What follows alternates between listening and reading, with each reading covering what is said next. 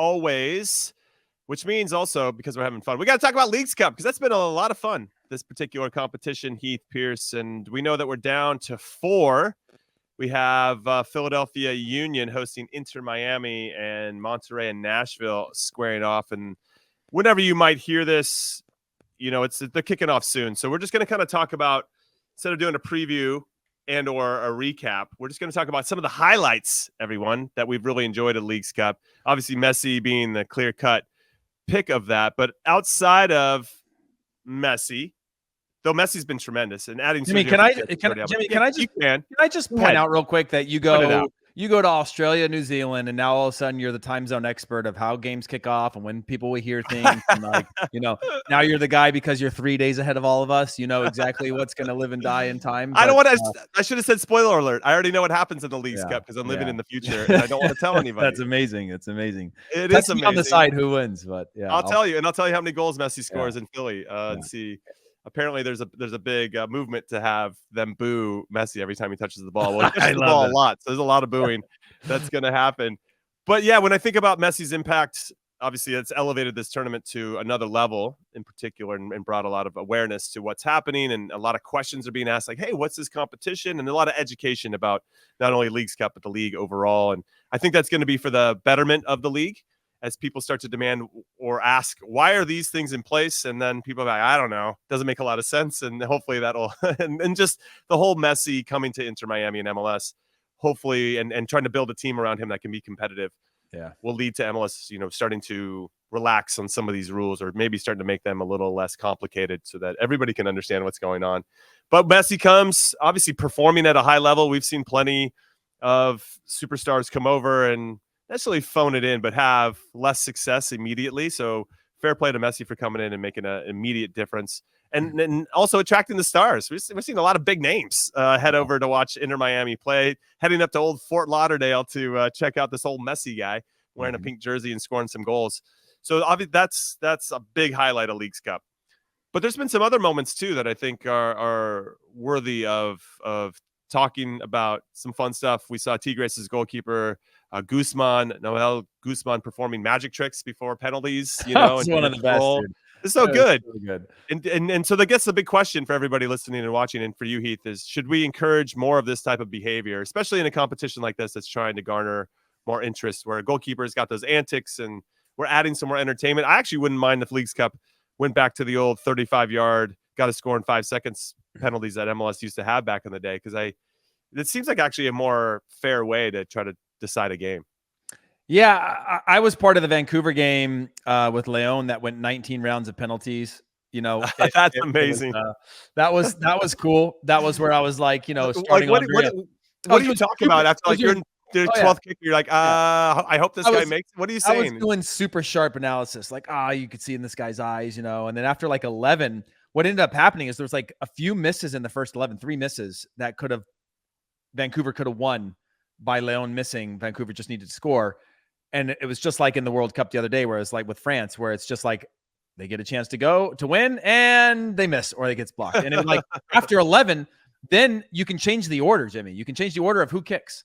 And so it's not the same order again after 11. Wait, so you could go, wait. Theoretically, you could go back-to-back kickers? Yeah, I think you can go back-to-back. You could have just gone a goalkeeper 11, goalkeeper 12. In theory, wow. I believe. I could be wrong on the 11 to 12, but everything else I know you can change it. On top of that, so at first we're like, well, this person's coming up, and you're like, that's not the right person. That's somebody different. And then after 11 to 19, and stupid story, I'm wasting everybody's time with this, but like, I like it. Keep the going. Goalkeepers didn't go the right way. Nobody went the right way. Nobody saved anything for like 7 shots, Jimmy. It was just like people like dunked 7 in a row that time. And so it was like this wild thing. But to answer your question, by the end, I was just like, you know what? I got no analysis for this. Let's just like enjoy these penalties, because like I get it wrong every time. Like, oh yeah, this young guy doesn't look confident going up to it.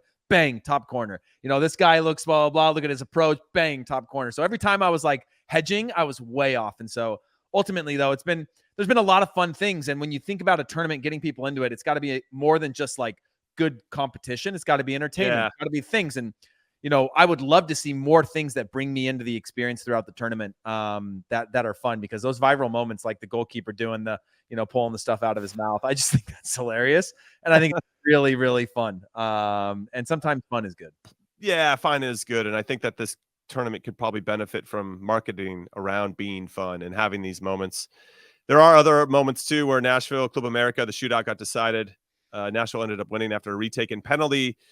And it took them way too long to decide if that penalty needed to be retaken after the goalkeeper stepped off his line and made the save.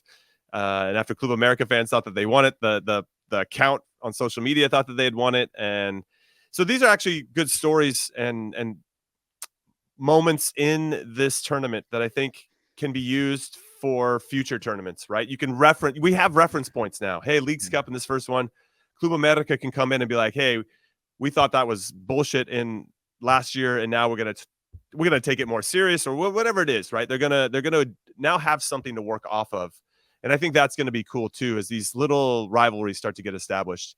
Especially LAFC versus Monterrey. LAFC's cruising; they're up 2-0, and then in Bouanga's scoring goals again. Everybody's feeling great. This is the resurgence of LAFC this season, and then they give up 3 and lose 3-2. Yeah. Like, these are all important elements that I think can make the Leagues Cup more entertaining, more fun, and more spicy, I think, in future iterations. So I'm excited about that in particular. So far so good. We'll see how it all goes. I'm not going to spoil it. I know who gets to the final, but I'll have to tell you guys a little later. The last thing I would say on the tournament is that it's a massive tournament to put on with this many teams, with that many variables, right? And I don't know if there's a way to avoid that or to make that more efficient or whatever. There's a lot of travel for teams, and you kind of just got to be up for it, right? Which is like, oh, now we got to go across country for our next game and play in 4 days.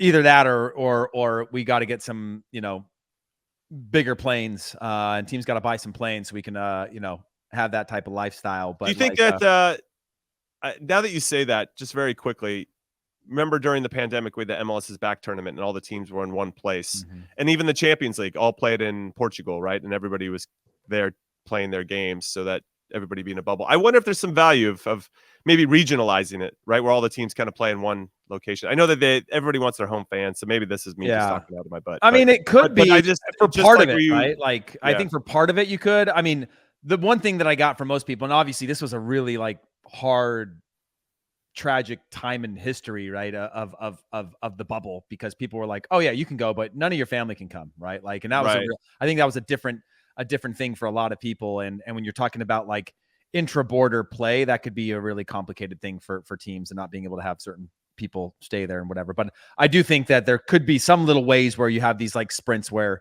you're in one place. I think they tried to do that in theory, right? For 2 of the games in one location, if you had a Liga MX team in your group.